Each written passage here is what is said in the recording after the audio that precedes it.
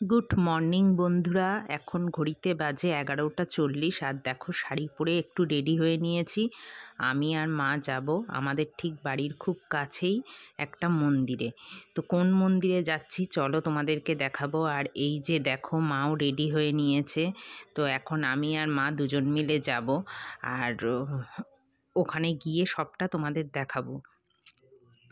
আর এই যে দেখো বলতে বলতে চলে এসেছি।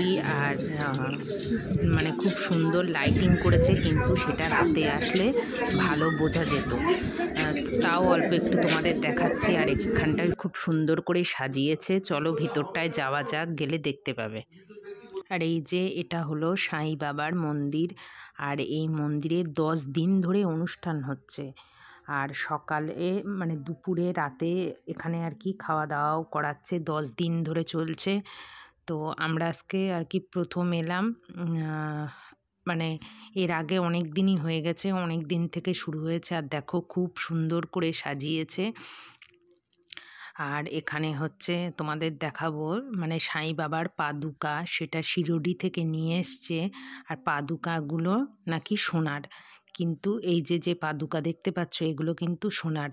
সবাই বলছে এটা বহু বছরের, মানে পুজো করতে করতে চন্দন লাগাতে লাগাতে ওরকম চন্দনের প্রলেপ হয়ে গেছে। তো যাই হোক, সবাই ওই পাদুকা ছুঁয়ে নমস্কার করছে। আর ওই পাদুকাতে হাত দিলে না, হাতে একটা খুব সুন্দর আর কি চন্দনের গন্ধ বেরোচ্ছে। আর এখানটা খুব সুন্দর করে সাজিয়েছে। তো চলো তোমাদের ঘুরে ঘুরে দেখাই, তোমরা দেখতে থাকো ভিডিওটা।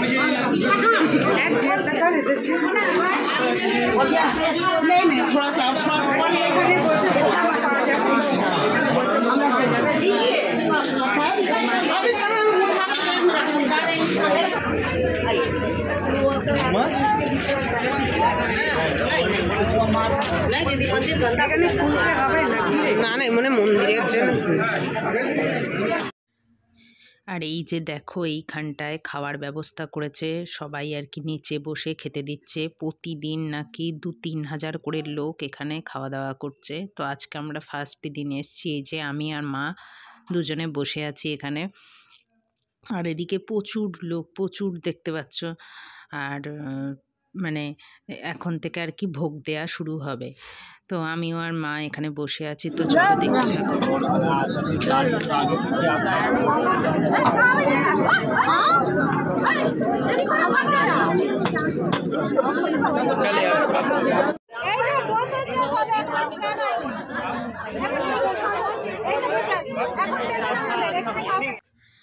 আর এখানে এই যে 10 দিন ধরে খাওয়াচ্ছে, তো 10 দিন আর কি মানে এক এক দিন এক এক রকম খাওয়াচ্ছে। আর এত সুন্দর খেতে ভোগ, মানে তোমাদের কি বলবো, প্রত্যেকটা রান্না খুব সুন্দর হয়েছিল।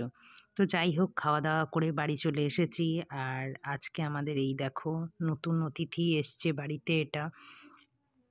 তো যাই হোক, আর বিকালে এখন দুজন একটু ঘুরতে বেরিয়েছিলাম ওই দক্ষিণেশ্বরের সাইডটাতে। মানে ওই যে দেখো দক্ষিণেশ্বরের মন্দির দেখা যাচ্ছে, নতুন গাড়ি নিয়ে দুজনে একটু ঘুরতে বেরিয়েছিলাম। তারপর চলো, আর আজকে মা রাত্রের বেলা আর কি পিঠে বানাবে, তো সেটাও তোমাদের একটু দেখাবো। তো দেখতে থাকো ভিডিওটা। আমাদের বাড়ি থেকে একদম কাছে, বলো, আমাদের বাড়ি থেকে কাছে বলে কি ওই জন্য আসা হয় না।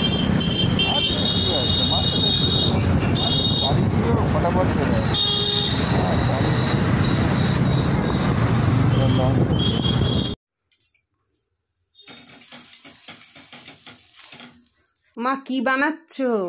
পোষপালালো ছোলা রাড়ি দিয়ে দেখো পিঠে এখন বানানো হচ্ছে পৌষ মাসে। আমাদের হচ্ছে এটা পাটি সাপটা শুধু সুজি দিয়ে।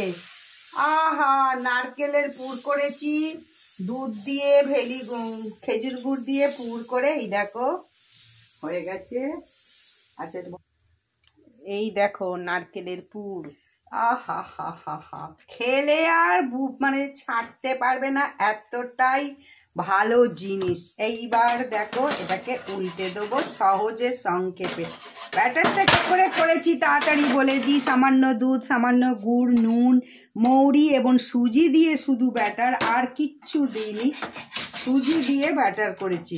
নরম তুলোর মতো গরম গরম খাবে পাটি সাপটা। এই পাটি সাপটা, এটা ঘি দিয়েও ভাজতে পারো, আমি আর ঘি খাবো না, মোটা মানুষ। দুধ পিঠে দেখো, আজকে আমাদের সুজি দিয়ে দুধ পিঠে, যদিও প্রথম থেকে দেখানো হলো না। এইটা হচ্ছে সেদ্ধ পিঠে খাবে।